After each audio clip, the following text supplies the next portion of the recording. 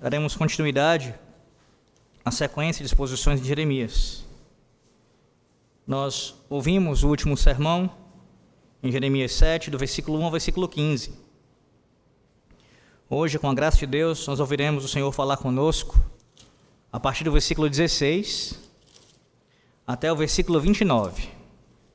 Jeremias 7, do versículo 16 até o versículo 29. O texto será lido e assim pregado também nessa noite.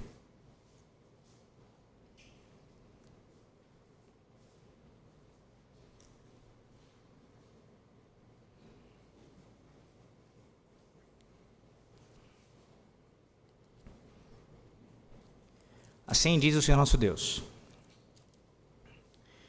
Tu, pois, não intercedas por este povo, nem levantes por ele clamor ou oração, nem me importunes, porque eu não te ouvirei.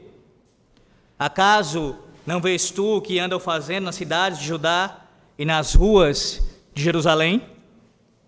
Os filhos apanham a lenha, os pais acendem o fogo, e as mulheres amassam a farinha para se fazerem bolos à rainha dos céus, e oferecem libações a outros deuses para me provocarem a ira. Acaso é a mim que eles provocam a ira, diz o Senhor, e não antes a si mesmos, para a sua própria vergonha? Portanto, assim diz o Senhor Deus: Eis que a minha ira e o meu furor se derramarão sobre este lugar, sobre os homens e sobre os animais, sobre as árvores do campo e sobre os frutos da terra. Arderá e não se apagará. Assim diz o Senhor dos Exércitos, o Deus de Israel: Ajuntai os vossos holocaustos aos vossos sacrifícios e comei carne, porque nada falei a vossos pais no dia em que os tirei da terra do Egito, nem lhes ordenei coisa alguma acerca de holocaustos ou sacrifícios. Mas isto lhes ordenei, dizendo: Dai ouvidos à minha voz, e eu serei o vosso Deus, e vós sereis o meu povo. Andai em todo o caminho que eu vos ordeno, para que vos vá bem. Mas não deram ouvidos, nem atenderam, porém andaram nos seus próprios conselhos e na dureza do seu coração maligno. Andaram para trás e não para diante. Desde o dia em que vossos pais saíram da terra do Egito até hoje, enviei-vos todos os meus servos, os profetas, todos os dias, começando de madrugada, eu os enviei. Mas não me destes ouvidos, nem me atendestes, endureceste a cerviz e fizestes pior do que vossos pais. Diz-lhes, pois, todas as palavras, mas não te darão ouvidos. Chamá-los-ás, mas não te responderão. Dir-lhe-ás, esta é a nação que não atende à voz do Senhor seu Deus e não aceita a disciplina. Já pereceu. A verdade foi eliminada da sua boca. Corta os teus cabelos consagrados, ó Jerusalém, e põe-te a prantear sobre os altos desnudos, porque já o Senhor rejeitou e desamparou a geração objeto do seu furor. Amém. Se eu perguntasse a você nessa noite, quais são as principais lembranças que você tem de reuniões de família, da sua história, quais seriam essas lembranças? Quando você pensa na sua infância, com os seus pais, com os seus irmãos, se é o seu caso, se você não é filho único, com aqueles com quem você viveu, quais são as suas principais lembranças em termos de reunião de família? Quando a família se unia, quais são essas lembranças? Alguns aqui poderiam dizer que as lembranças são aquelas mais festivas, talvez do próprio aniversário ou de outros aniversários, de seus próprios pais mesmo, ou de seus irmãos. Talvez sejam lembranças relacionadas a alguma prática esportiva que a família cultivava junto, alguma brincadeira, ou até mesmo coisas mais simples como o alimento, sentar-se ao redor da mesa e ali comendo juntos, ainda que não diariamente, mas pelo menos semanalmente, tendo o hábito de comer juntos e aquela unidade familiar em alguma medida existir. Eu, particularmente, poderia citar todas estas e mais algumas. Mas quando você pensa em unidade familiar, no seu caso, no seu contexto específico, relacionada à adoração, qual é a sua lembrança? Talvez seja semelhante à minha. Durante vários anos, até a minha adolescência, o meu contexto familiar de reunião para algum tipo de adoração era ligada à Igreja de Roma. Infelizmente. Toda semana, com raríssimas exceções, estávamos nós indo à missa. Todo domingo. Teve um período que nós passamos aí aos sábados, meus pais preferiram mudar, e assim passaram aí aos sábados. Lembro que a mudança foi para o meu pai poder descansar mais no domingo, uma vez que estava lá a semana inteira. E aí ele queria já ir no sábado para a missa. E nós íamos juntos. Meu pai, minha mãe, eu e meu irmão mais novo. Todos nós juntos. Infelizmente, essa é uma lembrança ruim. Não o fato de estar com os meus pais e com meu irmão, isso é muito bom. Mas em torno do que, a razão ali que motivava isso, nesse caso particular, era uma adoração falsa, idólatra, que é abominada por Deus, condenada pelo Senhor na sua palavra. Eu pergunto a você, quando você pensa em unidade familiar, especialmente no contexto de adoração, o que é que vem à sua mente no seu contexto particular? Seja naquele período, voltando, regressando à sua infância, adolescência, ou pensando agora, especialmente nos dias de hoje. Existe essa lembrança? Se eu perguntasse assim, meu irmão, nesse momento, quando você pensa, você homem que já se casou, você mulher que tem o seu marido, vocês que estão, no caso das crianças agora, né, nos dias presentes, quando você pensa assim, em unidade familiar, em reunião de família, qual é a primeira lembrança? O que mais se destaca? São essas reuniões triviais, esses momentos que são importantes, como brincar juntos, como comer juntos, como ter conversas agradáveis juntos, tudo isso acontece. Mas a primeira lembrança, o que é de mais importante, é a adoração? E se é adoração a quem?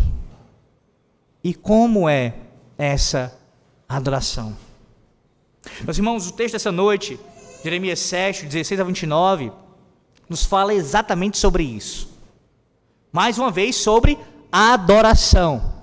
Mas veja, do versículo 1 ao 15, nós vimos esse contexto de adoração mais ligado ao contexto público, do templo. Agora, a partir do versículo 16, nós vemos a atenção aqui do texto voltada para a adoração familiar, de ordem doméstica. E esse texto nos ensina que sim, de fato, Yahvé, o Deus do pacto, ele abençoa a adoração das famílias da aliança. A adoração esta que é prestada a ele, que é feita em seu nome, que é feita para a sua glória. Mas ele abomina e condena a casa que se une num falso culto idólatra e ainda ousa hipocritamente servir a ele. Vou repetir. Yahvé, ele abençoa a adoração das famílias da aliança, mas ele abomina e condena a casa que se une num falso culto idólatra e ainda ousa hipocritamente servir a ele. Observe novamente o texto, a partir do versículo 16, eu quero que você note aqui, versículo 16, falando para nós de uma espécie de intercessão proibida. Uma intercessão proibida, no versículo 16, veja, mais uma vez, versículo 16. Tu, pois, não intercedas por este povo, nem levantes por ele clamor ou oração, nem me importunes, porque eu não te ouvirei. Uma das coisas que a gente aprende em Jeremias é que ele, como profeta, servo de Deus, certamente era alguém que orava ao Senhor, como um crente. E não tenha dúvida que era um dever de Jeremias. Jeremias devia orar. Foi assim com Moisés. Quando Moisés, meus irmãos, ele desceu do Monte Sinai com o decálogo em suas mãos e encontrou o povo de Deus adorando um bezerro de ouro, o que diz o texto sagrado? Você pode abrir em Êxodo capítulo 32, do 30 ao 32. Diz assim: vós cometestes grande pecado, agora porém subirei ao Senhor e porventura farei propiciação pelo vosso pecado. Tornou Moisés ao Senhor e disse: ora, o povo cometeu grande pecado, fazendo para si deuses de ouro. Agora, pois, perdoa-lhe o pecado, ou se não, risca-me peste do livro que escreveste. Você tem Moisés aqui, como mediador do pacto, orando em favor do povo, diante do Senhor Deus. Mas veja, não apenas Moisés, o rei Davi, ele também orou. Quando o juízo divino estava prestes a cair sobre Israel, porque ele havia contado os homens, lembre-se disso, Davi, isso aconteceu naquela contagem que ele fez, mandou fazer. Davi disse a Deus, 1 Crônicas 21:17, não sou eu que disse que se contasse o povo? Eu é que pequei, eu é que fiz muito mal, porém estas ovelhas que fizeram. Ah, Senhor meu Deus, seja pois a tua mão contra mim e contra a casa de meu pai, e não para castigo do teu povo. Veja, Davi se colocando aqui também na intercessão pelo povo, e como mediador do pacto também, ele ora e intercede pelo povo de Deus. Não apenas este exemplo, há muitos. Só mais um para você ficar bem situado sobre isso. Esdras, o sacerdote, ele fez a mesma coisa. Quando ele soube que o povo de Deus havia casado com pagãos, rasgou a sua túnica e o manto, puxou os cabelos e ficou de luto. Depois do seu abatimento, caiu de joelhos, estendeu as mãos para Deus e orou, em Esdras 9, versículo 6. Meu Deus, estou confuso e envergonhado, para levantar a ti a face, meu Deus, porque as nossas iniquidades se multiplicaram sobre a nossa cabeça, e a nossa culpa cresceu até aos céus. Percebe o padrão? Moisés como profeta, Davi rei e também Esdras sacerdote. Os três ofícios que eram importantíssimos para o povo na antiga aliança, exercendo um papel de quê? De intercessão. Não tenha dúvida que a primeira tarefa de um líder espiritual é orar, é interceder pelo povo de Deus. Ele pode e deve fazer outras coisas, mas se ele não primordialmente orar pelo povo, pense, por exemplo, num pastor, num ministro da palavra dos sacramentos, se antes mesmo de pregar o sermão que ele vai assim anunciar publicamente, ele não passar a semana orando pelo povo e orar inclusive pelo sermão que será pregado, ele estará em grande falta diante de Deus. É um dever básico para todo cristão, principalmente para aquele que Deus levanta para anunciar a sua palavra. Quando o povo pecava, meus irmãos, os profetas, os sacerdotes e os reis deveriam interceder pela salvação do povo. Então não tenha dúvida que o profeta Jeremias também tinha a obrigação de orar. Porém, no texto aqui, do versículo 16, Deus não disse a Jeremias que ele orasse. Pelo contrário, Deus disse de forma específica para ele que ele não deveria orar. Como você viu no versículo 16. Tu, pois, não intercedas por este povo. Meus irmãos, a ordem aqui, ela dificilmente poderia ser mais clara. É como se Deus tivesse soletrado para o profeta Jeremias. Deixa eu colocar isso de uma forma compactada aqui para você entender bem. Deus disse a Jeremias: não interceda por este povo. 1. 2. Não levante clamor por eles. 3. Não faça uma oração por eles. 4. Não me importune. 5. Não vou ouvir você. Tem como ser mais claro do que isso? Deus, de fato, disse para Jeremias não orar. E o acúmulo de termos pelos quais a proibição é reforçada aqui mostra que o Senhor não estava tratando a conduta do povo como se fosse um assunto sem importância. Percebe? Deus não apenas proibiu o profeta de orar, ele proibiu enfaticamente, repetindo isso 5 vezes, de maneira variada, demonstrando aqui a sua seriedade com relação a esse assunto.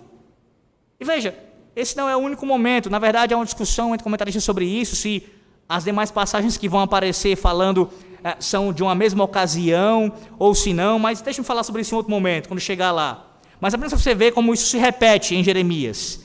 Veja, capítulo 11 de Jeremias, 11, versículo 14. Tu, pois, não ores por este povo, nem levantes por eles clamor nem oração, porque não os ouvirei quando eles clamarem a mim por causa do seu mal. E o capítulo 14, versículo 11. Não rogues por este povo para o bem dele. Não há nenhuma dúvida aqui. Deus disse a Jeremias que não orasse. E a pergunta é, por quê? Ora, você que é familiarizado com o ensino do Novo Testamento, sabe muito bem que existem sim circunstâncias específicas que Deus proíbe que orações sejam feitas. Deixa-me citar o nosso ensino confessional sobre o assunto, para clarear o seu pensamento sobre isso. O capítulo 21 da nossa Confissão de Fé de Westminster, do culto religioso e do domingo, dia do Senhor, na seção número 4, diz o seguinte, sobre a oração. A oração deve ser feita por coisas lícitas e por todas as classes de homens que existem atualmente ou que existirão no futuro. Mas veja, vem aqui a proibição. A nossa confissão de fé fala, embasada biblicamente, de pelo menos duas proibições, em duas circunstâncias que nós não devemos orar, que Deus proíbe de orar. Primeiro, não podemos orar pelos mortos. Em segundo lugar, nem por aqueles que se saiba terem cometido o pecado para a morte. Veja, esse é um assunto para eu aprofundar em outro momento também. Apenas quero apresentar aqui a você o fato de que sim, na nova aliança também, você tem proibições específicas quanto a contextos em que não se é lícito orar. Aqui, no versículo 16, isto de fato é proibido, a oração é proibida aqui, mas observe, mas em si mesma a ordem não é uma ordem permanente, estando relacionada a uma situação que é específica aqui. O profeta, meus irmãos, está sendo informado que nas circunstâncias atuais, ou seja, naquele dado momento, ele não poderia interceder pelo povo. E parte da razão pela qual esta informação ela foi transmitida pelo profeta ao povo foi usá-la como uma tentativa de impactá-lo e levá-lo à compreensão do quanto suas circunstâncias tinham se tornado críticas. Você verá com mais clareza, maior clareza, a partir do versículo 17. Mas sintetizando aqui a ideia, é que o pecado do povo, a sua situação são tão crítica diante de Deus, que Deus não ouviria a oração do profeta. Naquele momento específico. Deus se recusou a fazer isso. E aí vocês perguntam, mas por que, pastor? Seja mais claro ainda, porque o povo estava além da oração? Porque ele estava tão perdidamente longe? Porque o povo estava além da esperança de redenção, pelo menos nesse contexto aqui? Ora, meus irmãos, nesse contexto, por causa do colapso dos valores familiares, o povo de Deus não estava adorando ao seu Deus em seus lares. Vou repetir. O povo de Deus não estava adorando ao seu Deus, o único Deus, vivo e verdadeiro, nos seus lares. Você sabe muito bem que a gama de pecados cometidos pelo povo é enorme. Temos ouvido desde o começo de Jeremias. Mas eu falo agora nesse contexto, do versículo 16 em diante. Está relacionado a isso, a proibição aqui.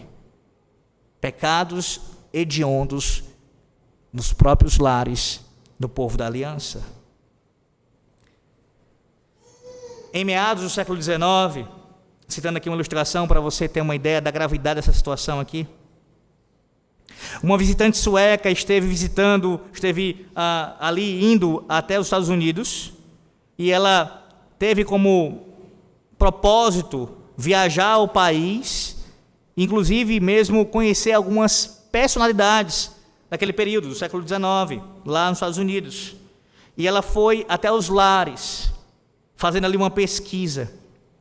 Essa sueca de nome Fredrika Bremer, ela explicou a sua intenção dizendo o seguinte, abre aspas para ela, Isso é contexto americano, século XIX. Eu vim para cá, em especial, para estudar as mulheres e os lares do novo mundo.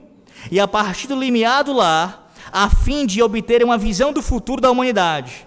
Porque assim como o rio nasce das nascentes do céu, do mesmo modo, a vida e o destino de um povo nascem da vida oculta do lar. De fato, essa mulher estava certa, meus irmãos. A vida e o destino de um povo nascem da vida oculta do lar. Foi por isso que Deus tomou Jeremias pela mão e o conduziu, por assim dizer, até os umbrais das casas de Jerusalém. Veja o versículo 17, ele diz: acaso não vês tu o que andam fazendo nas cidades de Judá e nas ruas de Jerusalém? Perceba, isso aqui não significa que o profeta ele não tivesse consciência do que estava acontecendo ao seu redor. É claro que ele sabia.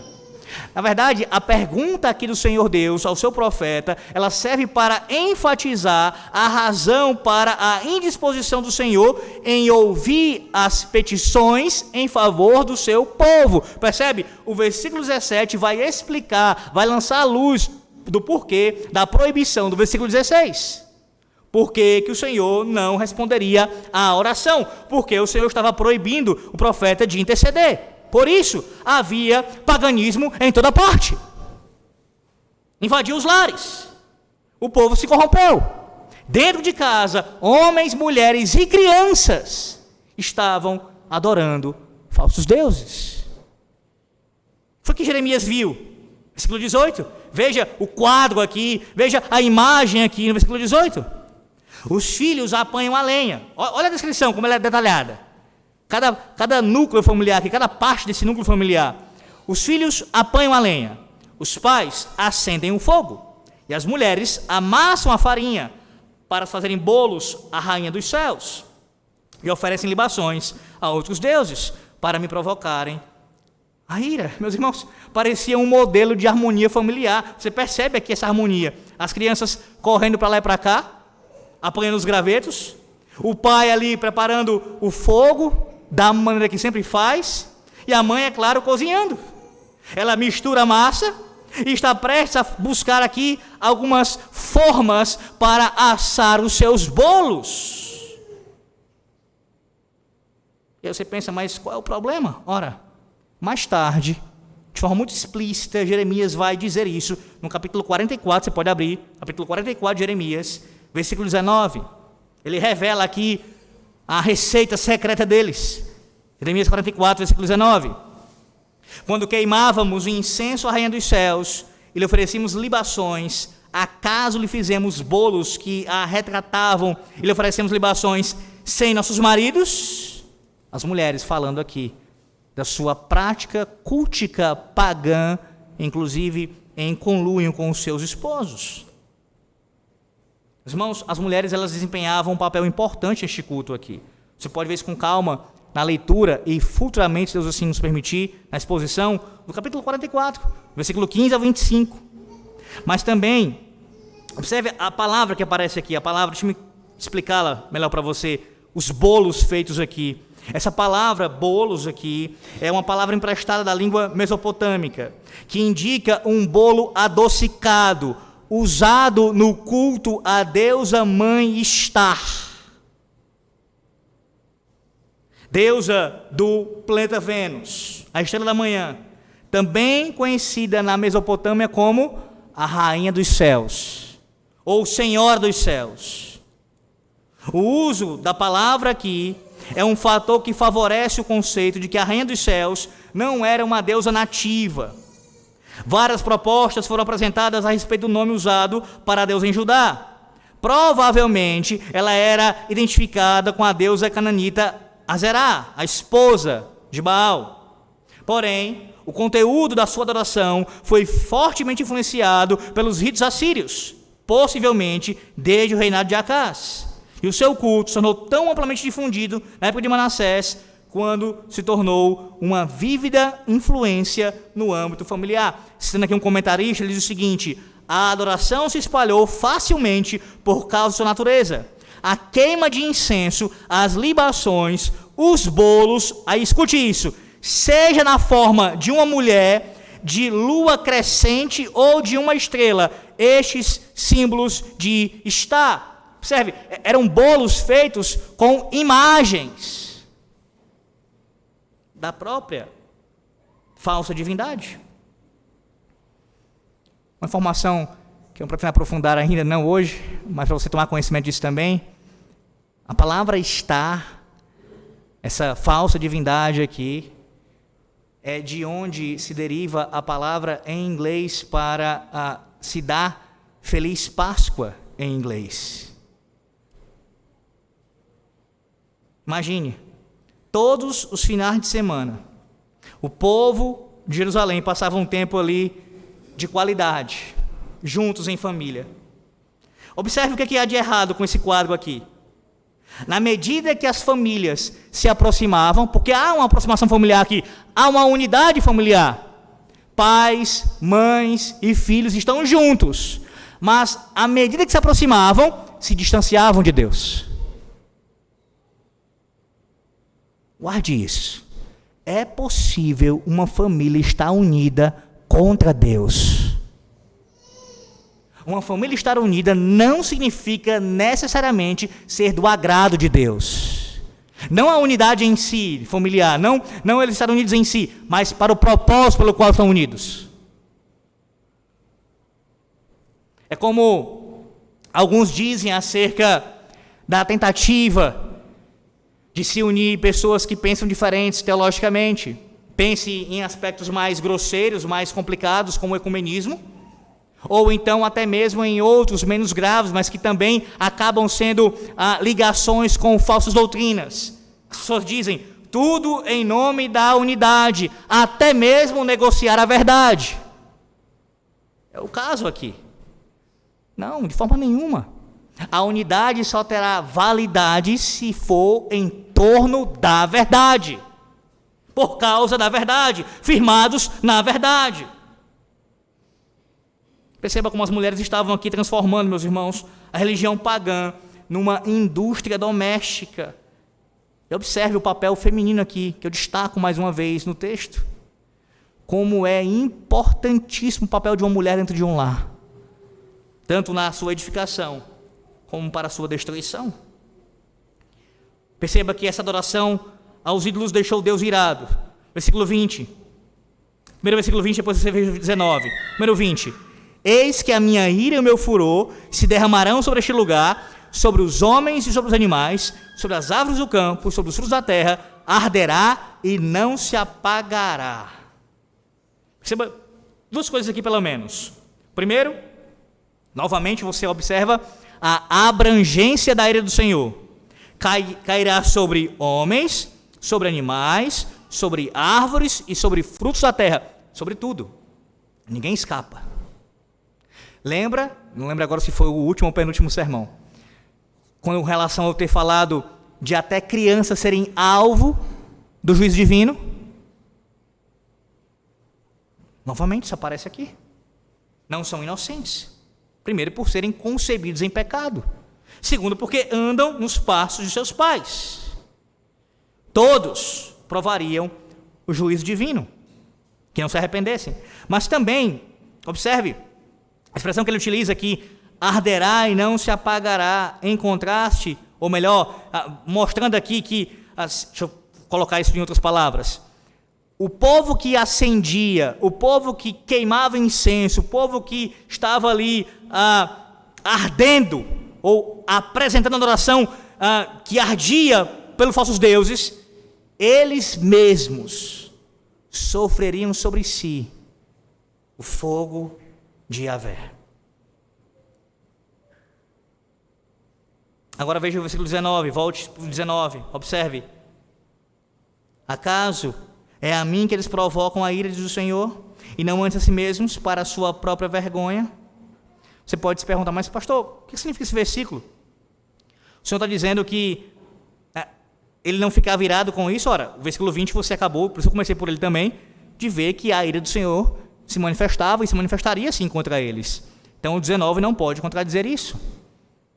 Não é o ponto aqui, não é que Deus não estava irado, que ele não iria derramar a ira, porque o 20 deixa muito claro que ele faria isso. Então o que é?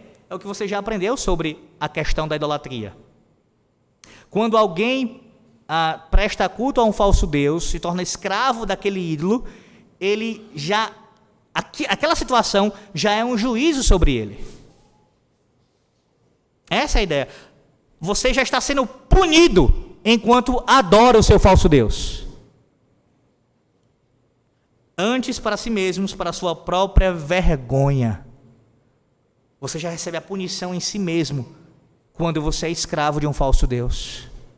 Antes mesmo de, essa é a ideia, antes mesmo de receber a ira divina contra você, você já está, assim, sendo julgado pela sua falsa adoração. Preso, subjugado ao seu falso Deus. Lembre-se, falsos deuses sempre, você já ouviu isso, não já? Falsos deuses sempre abusam dos seus adoradores. Abusam dos seus adoradores. O que o diabo quer, meu irmão, minha irmã, é destruir você, é acabar com você. E ele fará isso, ou ele tentará fazer isso, colocando melhor, através especialmente do seu engano, da sua mentira, através de uma adoração corrompida, através da idolatria. Sim, quando se tratava de adorar em Jerusalém, havia problemas em casa. Mas não era ali que o problema terminava. As famílias deixavam seus lares e iam adorar na casa de Deus, onde costumava ser oferecido o holocausto pelas famílias. Versículo 21.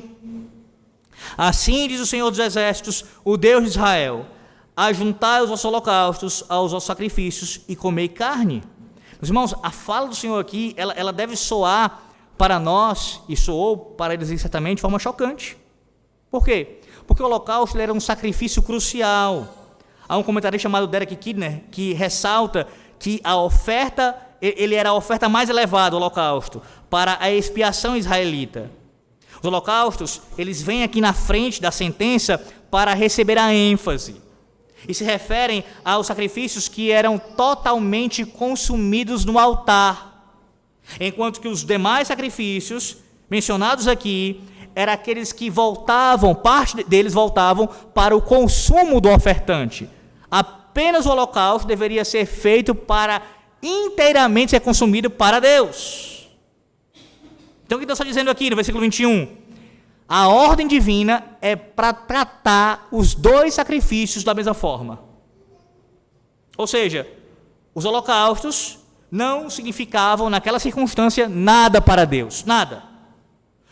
A ideia é a seguinte: podem comer.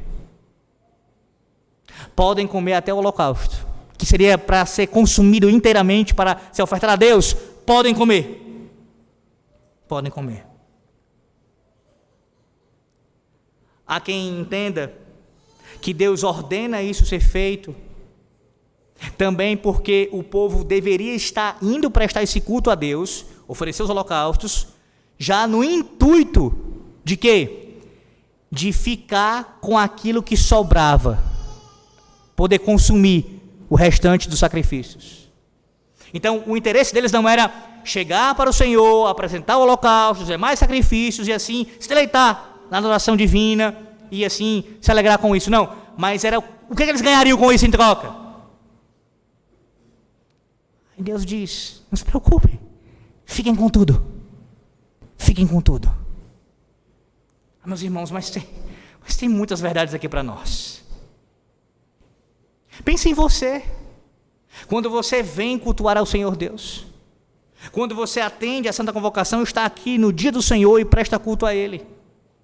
Quantas vezes você não vem com algum tipo de interesse por trás do culto que você presta a Deus? E aí ele pode ser de qualquer natureza, pode ser buscando algum tipo de bênção, mesmo no contexto reformado, você pode estar vindo com esse interesse. Porque sim, há pessoas que, ainda que nós não preguemos aqui teologia da prosperidade, mas venham, se eu for no domingo agora, Deus vai me abençoar, eu vou lá prestar o culto, se eu fizer isso, Deus vai me dar alguma coisa em troca. Talvez seja o interesse de querer apaziguar as coisas dentro de casa, simplesmente por isso, vou ficar melhor com a esposa, vou ficar melhor com o marido, vai ficar melhor a minha situação com meus filhos, ou então seja porque eu vou para conversar com aquele irmão depois do culto. Percebe? O interesse em outras coisas, para dar satisfação ao conselho, ao pastor da igreja, para dizer, eu estou aqui, e não se deleitar na presença de Deus, e não se deleitar no sacrifício de louvor prestado ao Senhor Deus, mas com algum outro interesse. Pois Deus lhe diz essa noite, pela sua palavra, se você vem com algum outro interesse, que não seja para me servir e entregar tudo a mim, pode ficar com isso, pode ficar. Se você dizima, oferta com algum outro interesse, se você vem adorar, cantar com algum outro interesse, não seja dar glória ao seu Deus, pode ficar com tudo que você tem. Essa é a ordem divina para nós. Entrega completamente, de corpo e alma, de coração, ou não entrega. Pode ficar para você.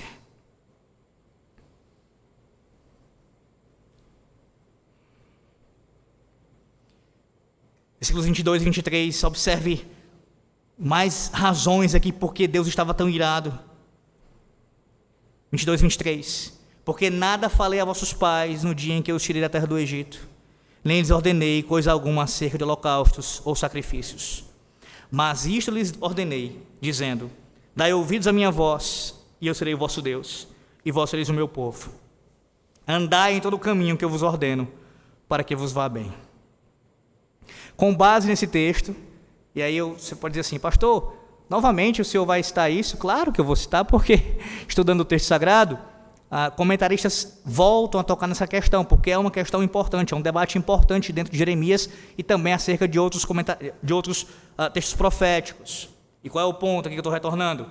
É que em textos como esse aqui que você está vendo, há quem entenda que Jeremias estava pedindo aqui o fim dos sacrifícios da antiga aliança, como se a fala de Jeremias, no caso Deus que vai ser o profeta, era se opondo ao sistema sacrificial, ao culto ali que acontecia naquele período. E você já ouviu a explicação de que isso não procede. Não procede. Em nenhum momento Deus queria, pelo menos não ainda durante a antiga aliança, antes da vinda de Cristo, que o sistema de sacrifícios se encerrasse. Isso aconteceu na pessoa e na obra de Cristo, quando ele veio a essa terra. Então a fala aqui do Senhor Deus, pelo seu profeta, não é de abolição dos sacrifícios, não é essa a ideia.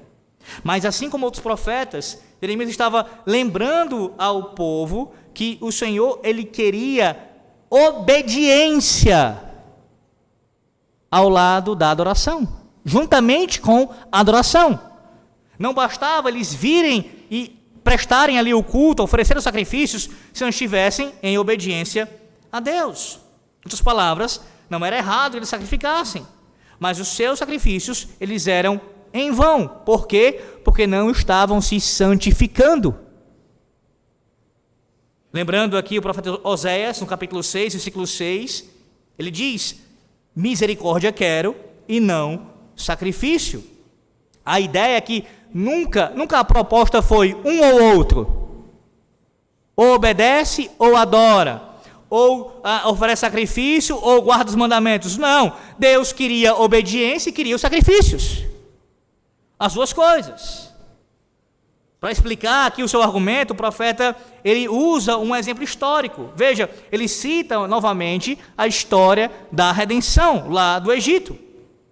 Quando Deus salvou o seu povo.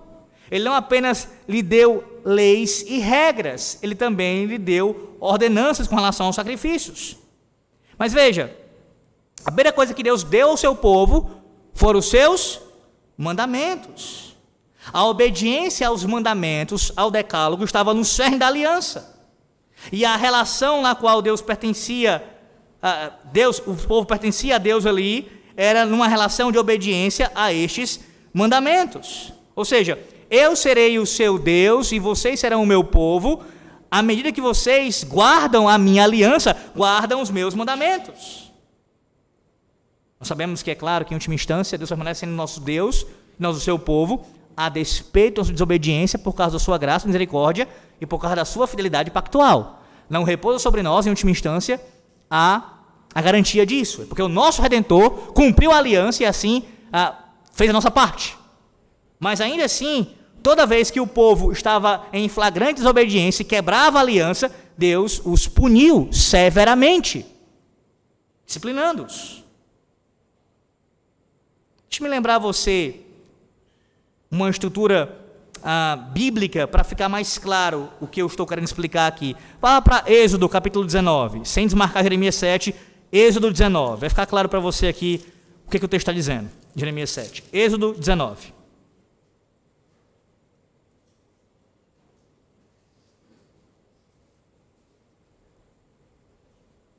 Não lerei o texto inteiro, apenas para lhe situar. Observe.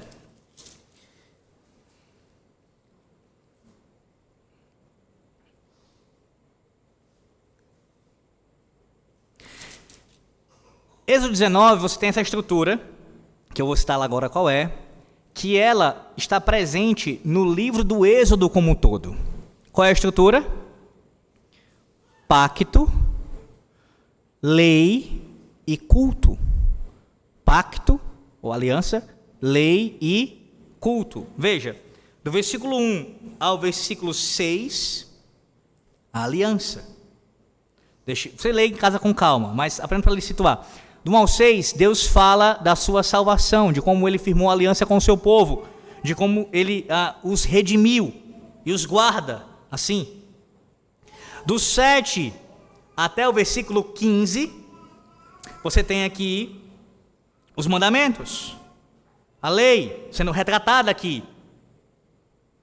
E do 16 até o final do capítulo, a adoração.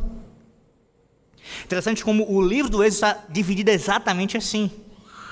A salvação de Deus, firmando o pacto com o seu povo, a lei de Deus sendo entregue ao seu povo, e só depois o culto, sendo assim ordenado e detalhado de como deveria acontecer. Pastor, como é que isso me ajuda a compreender Jeremias 7, essa questão aqui dos sacrifícios e da exigência da obediência? Ora, a ideia é muito básica. Primeiro, Deus firma uma aliança conosco, por meio de Cristo. E em seguida, nos dá os seus mandamentos, para que nós venhamos a guardá-los. E uma vez que estamos em Cristo e obedecemos os mandamentos, nós agora prestamos a Ele culto. A adoração está na ponta disso. De fato, ela é importantíssima, e como é importantíssima. Mas uma adoração apresentada a Deus sem obediência em Cristo, ela é hipócrita. Ela é hipócrita. Então que fique claro, a ideia não é que Deus estava abolindo os sacrifícios naquele período, dizendo que ele nunca tivesse ordenado. Mas pastor, não é isso que ele fala? A expressão hebraica, irmãos, para ficar claro para vocês, ainda mais claro, é em tom de prioridade. É essa a ideia aqui nesses versículos. Quando ele diz assim,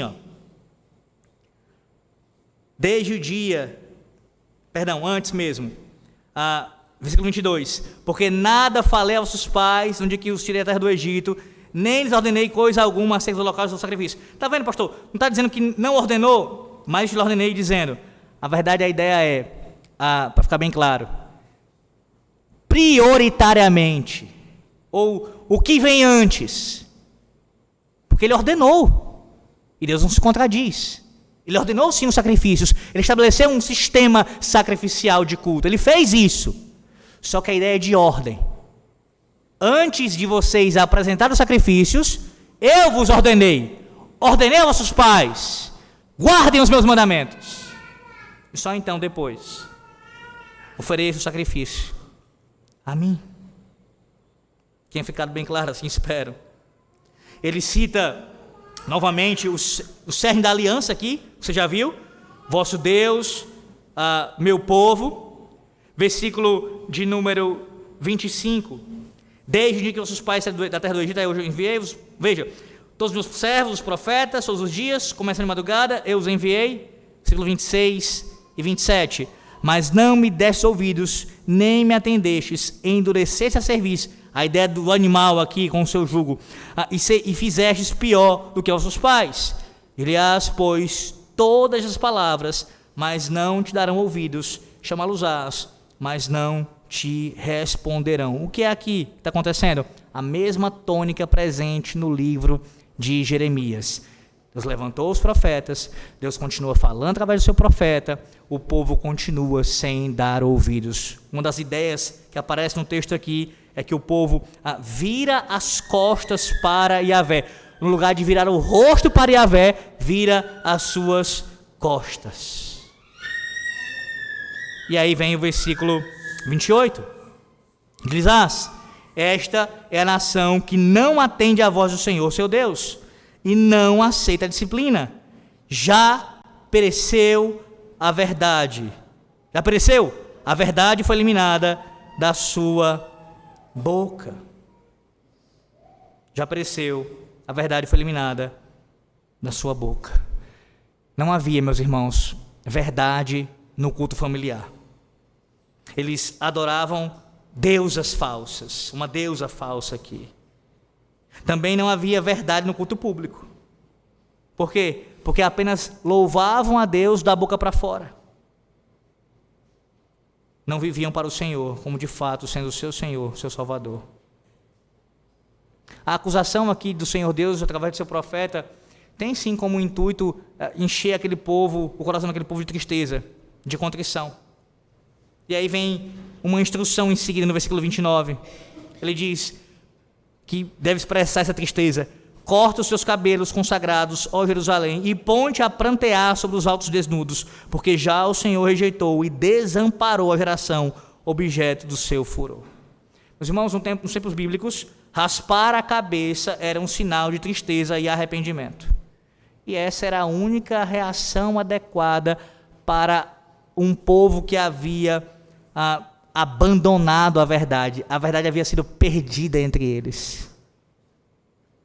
Veja, ponte a prantear sobre os altos desnudos. A ideia aqui é como alguém que está declamando aqui um poema num funeral. Jerusalém é incitada a cantar este pranto em antecipação à sua morte e devastação que iria sofrer como julgamento do Senhor. Perceba também que a menção aos altos desnudos aqui, que anteriormente já foi citada por Jeremias como associada à adoração pagã, provavelmente esse caso aqui tem um tom irônico.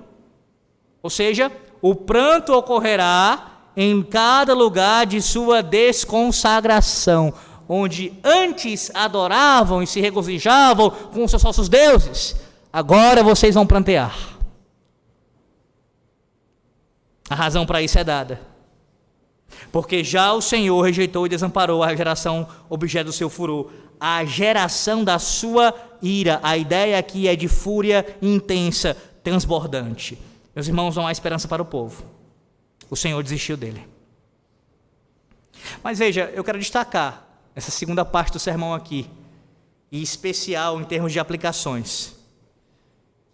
Algo que é impressionante nesse texto, que expõe de forma muito vívida o porquê daquele povo estar vivendo de uma forma tão afastada do Senhor Deus em sua adoração familiar.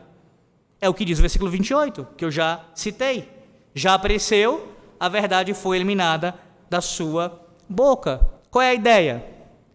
A verdade aqui, ela aparece personificada. Personificada. Deus está dizendo o seguinte: a verdade morreu.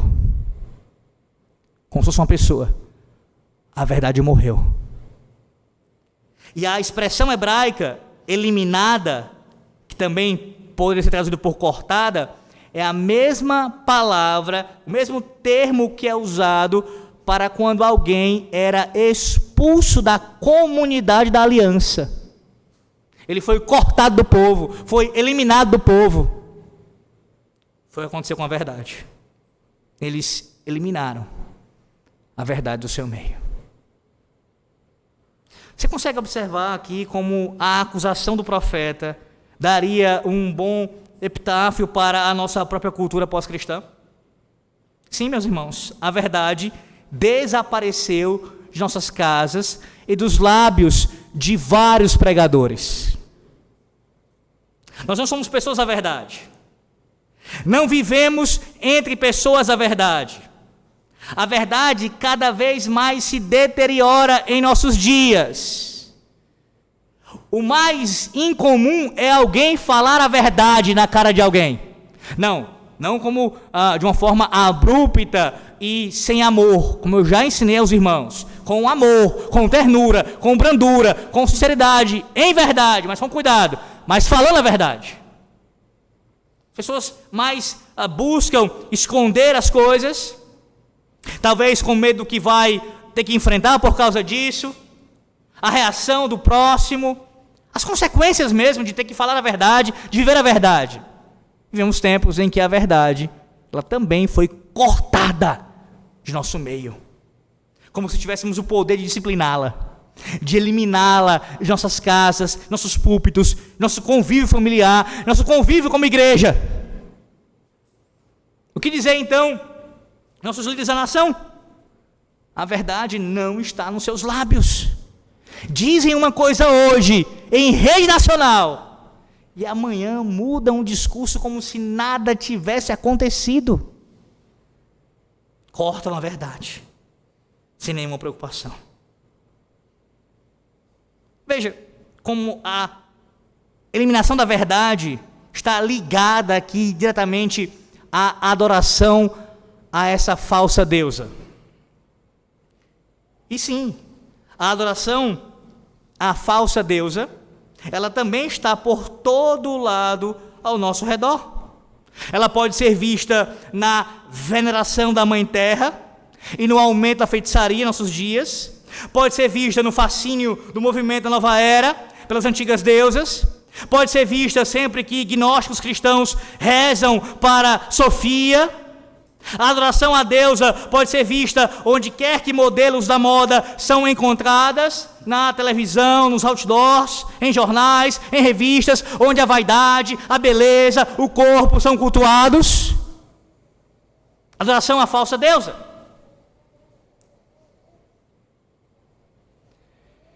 Mas há pelo menos 2 casos aqui onde isso é ainda mais fortemente personificado em nossos dias. A adoração à Rainha dos Céus. Primeiro caso, a Igreja de Roma. Sim, a adoração à deusa, no caso, falsa, na religião católica romana. Onde Maria, ela por vezes é chamada de a Rainha do Céu. E esse título, meus irmãos, para quem conhece o livro de Jeremias, deveria soar como um alarme estridente aos ouvidos. Chamar Maria, ou quem quer que seja, qualquer que seja a mulher, de Rainha dos Céus, deveria, de maneira direta, conectar aqui o que Jeremias fala sobre isso. Não há rainha alguma no céu. A Bíblia diz que há apenas um rei. Mas a Igreja de Roma persiste na sua devoção a Maria. Durante a sua visita a Guatemala, em 96, o Papa João Paulo II disse o seguinte: todos aqueles que em algum momento já oraram à Santíssima Virgem, ainda que tenham se desviado da Igreja Católica, conservam em seus corações uma brasa de fé que pode ser reavivada. A Virgem os espera com os braços maternos bem abertos. O dogma papista, ele permanece efetivamente oficial e de maneira inalterada em nossos dias. Sim, Maria, na teologia católico-romana, é vista como uma mediadora da salvação, uma corredentora. E a veneração da Virgem Maria, no catolicismo romano e na ortodoxia oriental, não é uma adição que é inofensiva e é sutil ao Evangelho. Não, é uma corrupção do Evangelho. É uma negação da suficiência da pessoa de Cristo e da sua obra. Tratar a mãe de Jesus como sendo uma rainha dos céus, uma senhora dos céus, é sim um ataque direto ao Evangelho. Uma destruição da mensagem das boas novas. Isso não significa dizer que nós, como protestantes, ainda mais nós somos reformados, que conhecemos bem a palavra de Deus, conhecemos bem a teologia, conhecemos bem a história da igreja, nós desprezamos o papel de Maria. De forma nenhuma. Maria tem sim, ela desempenhou sim um papel na história da redenção. Ela deu à luz ao Filho de Deus encarnado. Mas ela não tem nenhum papel a desempenhar na salvação pessoal de alguém. Orar a Maria é tratá-la como uma deusa. Os papistas, eles tentam fazer seus malabarismos teológicos. E eles fazem as suas distinções entre latria, dulia, hiperdulia, para tentar de alguma maneira fazer a distinção. Não, o culto que prestamos a Deus, somente a Deus, é latria, que é a adoração mesmo. Para os santos, no geral, nós prestamos uma veneração que é a dulia. Para José, que é o santo mais importante dentre os outros santos, é uma protodulia, é o primeiro dentre os santos. Para Maria, que está acima de todos eles, inclusive de José, é uma hiperdulia. Percebe? É só um jogo de palavras. Só uma tentativa de querer se sair disso, mas no final das contas permanece sendo a adoração. Oração só pode ser prestado a Deus, é feita a Deus. Este é um dos ensinos da nossa confissão de fé. A oração só pode ser feita às 3 pessoas da Trindade. Então sim, orar a Maria é tratá-la como uma deusa. E não passa de um paganismo batizado. Mas há também uma outra personificação significativa da deusa, da rainha dos céus em nossos dias. E ela vem com a figura do feminismo. Nós vemos adoração a Deus em ação no feminismo. Tanto dentro quanto fora da igreja. Pastor, dentro da igreja? Dentro da igreja. Dentro da igreja. E vejam, meus irmãos, uma coisa é recuperar a verdade de que as mulheres, elas são feitas à imagem de Deus. E sim, de fato, elas têm sim a importância no reino de Deus. Não tenha dúvida quanto a isso. Outra coisa é fazer uma deusa à imagem da mulher. Há uma autora que fez uma crítica ao feminismo, dizendo o seguinte, chamada Catherine Kerstan. Ela diz o seguinte, o título do seu artigo: Como a instituição do feminismo fere as mulheres. Ela disse: a metamorfose do feminismo, de uma campanha pela igualdade de direitos e chegando a uma cruzada existencial, teve um resultado curioso. Por vezes demais, o feminismo contemporâneo se apresenta como uma fonte de significado máximo e final para as mulheres. Ele alega responder à fundamental pergunta teológica: por que sofremos? Para muitas pessoas, o feminismo contemporâneo tornou-se uma religião. E aí veja, essa natureza religiosa do feminismo, que você pode achar que isso é um exagero, isso é proferido da própria boca, ou da própria pena das feministas. Há uma delas que diz o seguinte, chamada Beth Friedan. Ela trata o feminismo como uma religião. Uma outra chamada Vivian Gornick, ela fala da sua conversão. Veja, termos religiosos, teológicos. Conversão ao feminismo. Há uma outra chamada Susan Fellowes, que descreve como trazer salvação à terra prometida. De acordo com uma outra aqui, ela diz o seguinte: o movimento feminista na cultura ocidental está empenhado na lenta execução de Cristo e de Yahvé. Até arrepia falar isso, citar isso. É provável que, ao observarmos Cristo e Yahvé caírem ao chão, superaremos completamente a necessidade de um Deus externo. Essa é a fala de Satã, através das suas servas, as quais ele faz deusas entre os homens. O mais assustador nisso tudo aqui é que há pessoas dentro da igreja de Cristo sendo influenciadas por esse pensamento. E a verdade, meus irmãos, é que nossa nação, ela vem pagando um preço muito caro por esse tipo de adoração a essas deusas, no caso aqui do feminismo. Paga um preço com relação a relacionamentos destruídos entre homens e mulheres, no declínio do casamento e na ascensão do divórcio, nos desacordos na igreja sobre o papel das mulheres. Como todo Supremo Concílio, aparece algum indivíduo usado pelo diabo com um documento para dizer: mulher tem que pregar.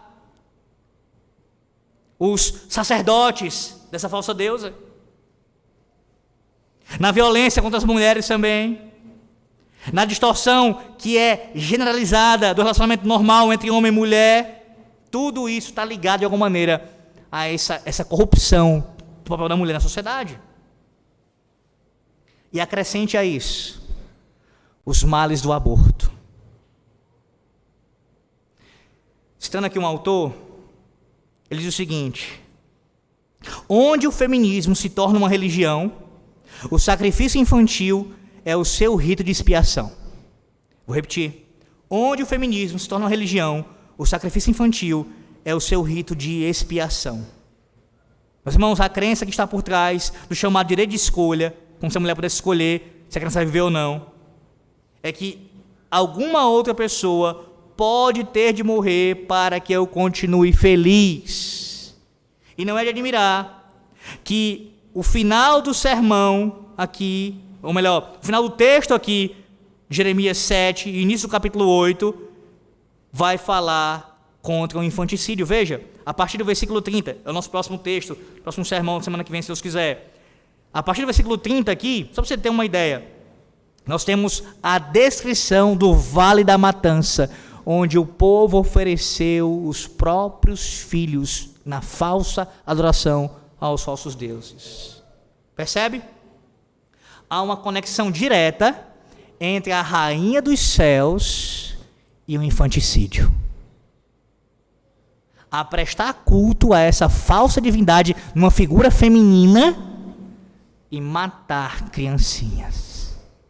Estão conectadas as coisas. A gente acha que hoje é coisa dos nossos dias, né? Onde mais a verdade pereceu? Onde foi que ela pereceu mais? Meus irmãos, ela desapareceu da vida oculta dos nossos lares. Citando aqui um outro artigo com relação a essa perda da direção na cultura ocidental, um artigo que lamenta aqui a maneira como a profunda transformação da família no século XX afrouxou os seus laços religiosos, e diz o seguinte: veja, a família que ora unida, permanece unida, era o antigo lema. Mas agora as famílias nem ficam unidas, nem oram unidas, como testifica o crescente número de famílias monoparentais. Mudanças drásticas no papel das mulheres e no controle da natalidade apagaram a imagem do lar como fortaleza da fé, substituindo pela imagem do lar como sendo a localização do televisor. Como mudou. Como os tempos mudaram, meus irmãos. As famílias são feitas para adorarem juntas. E é imperativo, é algo que não tem como você fugir disso. Ou você vai adorar, ou você vai adorar. Não é possível você deixar de adorar. E uma família que é família da aliança, ela só pode adorar o Deus vivo. E se na sua casa, a sua família, você homem, você mulher, você jovem, se vocês não se unem para adorar Yahvé, adorar a Cristo, se não é essa a razão da união de vocês, certamente vocês vão adorar. Talvez o computador, talvez os seriados das plataformas de streaming, Talvez seja algum tipo de objeto que você muito goste, ou um time de futebol, ou alguma comida, ou uma música, ou a arte, ou quem sabe a violência, a raiva, a decepção. Haverá culto na sua casa. Haverá culto. Ou ao único Deus verdadeiro, vivo verdadeiro, ou a 1000 deuses e 1000 deusas falsas. Você vai adorar. É por esse motivo, que é imperativo que você seja lembrado nessa noite, que você, como homem da sua casa, haja como homem hoje. Se o culto doméstico está apagado, está sem ser praticado, se ele foi cortado da sua casa, hoje é o dia de você voltar a fazer. Não amanhã, não espere para as suas férias, não espere para a sua folga. Hoje, quando você chegar em casa, é a primeira coisa que você vai fazer com a sua família. Se você está sem fazer. Você quer ver reforma? Chegar até nós? Você quer isso? Você quer experimentar reforma em nossos dias? Lembre-se do sermão do capítulo 7, versículo 1 ao 15. A reforma começa na vida oculta do lar. Comece no seu apartamento. Consagre, nesse sentido, em devoção a Deus, o lugar onde você mora. Iniciando o seu dia e tendo o seu dia como um todo, com a sua casa, com a sua família, dentro das possibilidades de vocês, é claro, com oração, com o estudo da palavra.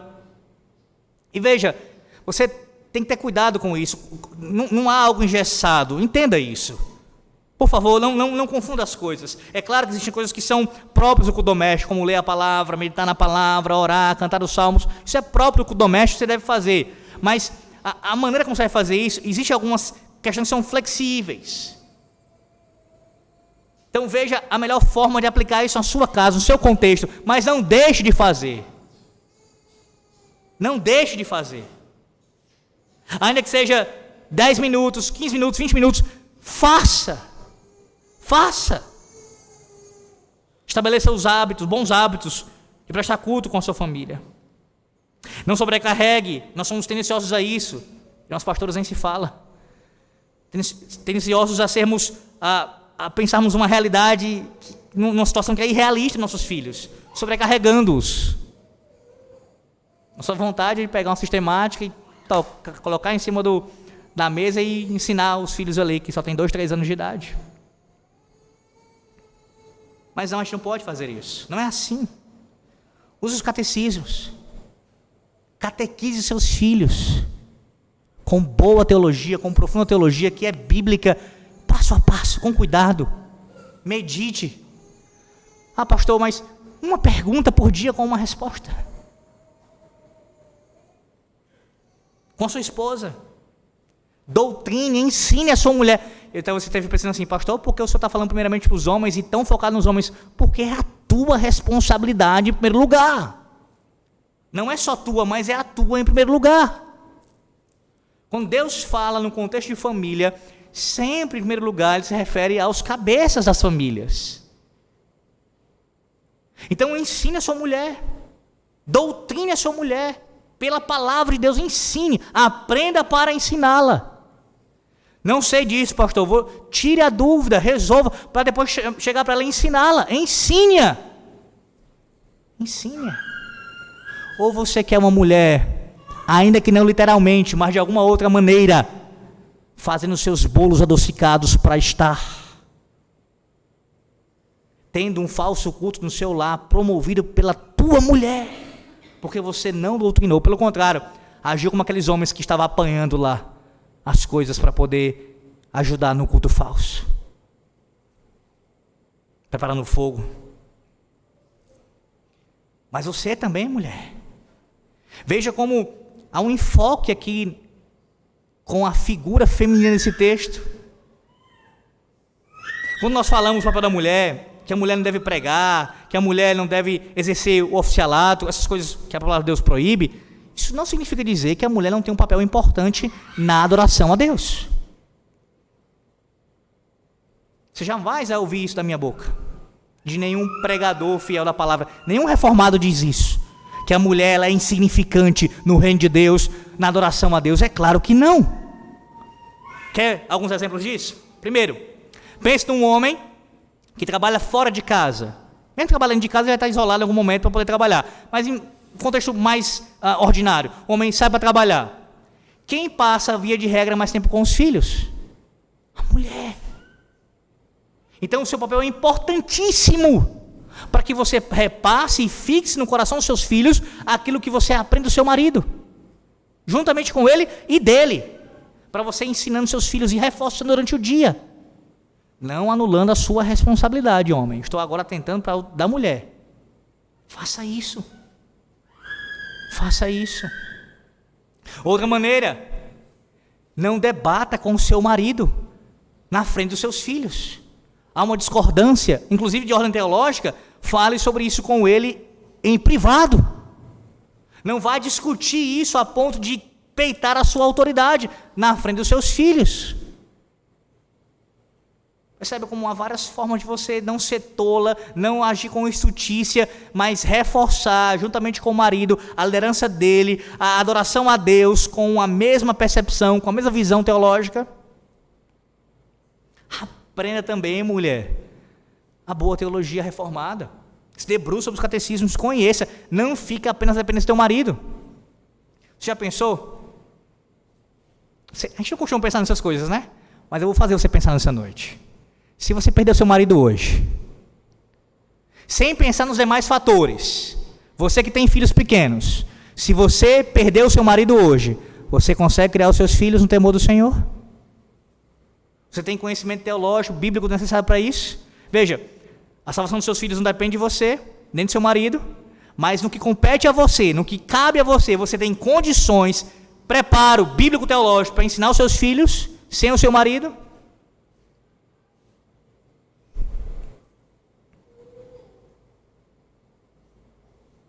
Se vocês não adoram a Cristo na casa de vocês, não tem como dizer de outra forma, vocês agem como pagãos,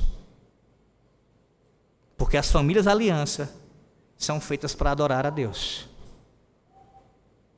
Se você não está adorando ao Deus único e verdadeiro, no nome de Jesus Cristo, pela intercessão, auxiliados pelo Espírito Santo, então certamente você está adorando outros deuses, a falsos deuses. E a pergunta volta a ser feita: o que você mais costuma fazer em família? O pastor hoje está condenando a minha saída com a minha família, ir da praia, ao shopping, ao cinema, a jogar o futebol e outras coisas mais. Não. Mas é só isso? As tuas lembranças em família são só essas? Ou são principalmente essas? Só entretenimento, momentos de brincadeira, descontração? É só isso? Eu comecei citando o exemplo terrível nessa parte religiosa, no meu contexto familiar, a despeito da alegria de estar com a minha família, mas infelizmente em torno de uma falsa oração. Mas Deus, por sua graça, meus irmãos, somente por sua graça, não há nenhum mérito em nós, me concedeu a oportunidade, pelo menos durante alguns anos, de poder cultuar ao Deus único e verdadeiro com os meus pais e meu irmão numa igreja, depois de sairmos da igreja católica, igreja de Roma. E hoje, para mim, sem sombra de dúvida, são as melhores lembranças em relação a isso. Amo lembrar das questões, quando a gente saía, quando criança, enfim. Mas, sem dúvida, se eu pudesse repetir alguma coisa, hoje mais difícil, pela condição de saúde dos meus pais, principalmente do meu pai, era poder tê-los todos aqui. Todos aqui. Trocaria muitas coisas por isso. Muitas coisas. Mas pela graça de Deus, o Senhor me concedeu a oportunidade, com a minha esposa e meus filhos, poder fazer isso, com muita luta também. Ele tem concedido a você também. Então seja grato a Deus por isso.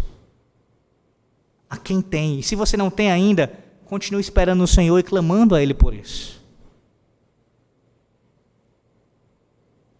Há uma carta escrita algum tempo depois da formulação dos padrões de Westminster. Bastante conhecida essa carta. E ela é assinada por alguns dos maiores puritanos do século XVII. Homens como Thomas Goodwin, Matthew Poole, Thomas Manton e outros. E ela é dirigida ao leitor cristão, especialmente aos chefes de famílias. Ela começa com as palavras que são tão relevantes hoje quanto eram no dia em que foram escritas. Diz assim: pois não podemos, senão com tristeza de alma, lamentar aquelas multidões de erros, blasfêmias e toda espécie de profanação, as quais, nesta última era, tal qual um poderoso dilúvio, inundaram esta nação. Assim, dentre vários outros pecados que ajudaram a abrir as comportas de todas estas impiedades, não podemos deixar de considerar o desuso da instrução familiar como um dos maiores. A carta continua com exemplos bíblicos de instrução às crianças, exortando os pais, em primeiro lugar, prestarem atenção em si mesmos e recomendando também o uso dos catecismos da igreja nas devoções familiares. E a carta conclui assim: se, portanto, houver em ti qualquer centelha de amor a Deus, não se contente que qualquer um dos teus seja ignorante de quem tanto admiras. Ou seja, você não permita que os seus sejam ignorantes acerca de quem você admira, no caso do Senhor Deus. Ou que seja inimigo de quem tanto amas. Se há alguma compaixão pelas almas dos que estão sob o teu cuidado, se há qualquer propósito de ser achado fiel no dia de Cristo, se há algum respeito pelas gerações futuras, trabalhe para semear essas sementes de conhecimento, as quais podem crescer no futuro. Se aprouver a Deus, Ele dará o crescimento. O nosso papel é lançar as sementes da verdadeira religião no coração daqueles que estão debaixo da nossa responsabilidade, através do Evangelho. Eu lembro a vocês que vocês ouviram pela manhã a citação que o reverendo Edson fez do capítulo 21 da Confissão de Fé de Westminster, mais uma vez o capítulo 21, seção 6, apenas a última parte, sobre Deus ser adorado em todo lugar.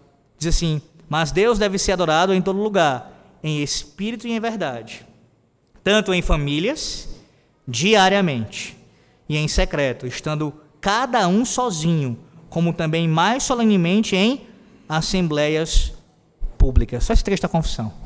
Veja, o ensino confessional, a nossa doutrina, nós professamos, e você, homem, você, mulher, se comprometeram quando vocês foram batizados, quando se tornaram membros dessa igreja, se comprometeram publicamente diante de Deus em servir a Ele como família da aliança, publicamente, mas também diariamente em famílias. Na verdade, há aqui uma tríplice adoração que é mencionada.